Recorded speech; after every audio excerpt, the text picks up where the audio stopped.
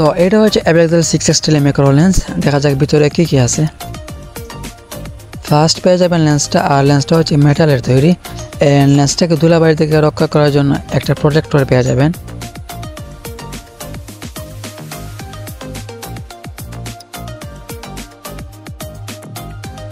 দেন পেয়ে যাবেন একটা ম্যাক্রো কিট, যেটার মাধ্যমে ম্যাক্রো শট নিতে পারবেন। আর এই ম্যাক্রো কিটটা টেলিফোটো লেন্সের উপর অ্যাডজাস্ট করে দিলে লেন্সটা ম্যাক্রো লেন্সে পরিণত হয়ে যাবে। দেন পেয়ে যাবেন মোবাইল মাউন্ট লেন্সটাকে মোবাইলের সাথে অ্যাডজাস্ট করার জন্য। তারপর পেয়ে যাবেন একটা অ্যাডাপ্টার রিং। দেন পেয়ে যাবেন একটা আই ক্যাপ। এই আই ক্যাপটা লেন্সে লাগিয়ে দূরের চোখে কিছু দূরবীনের মতো চোখে লাগিয়ে দেখতে পারবেন।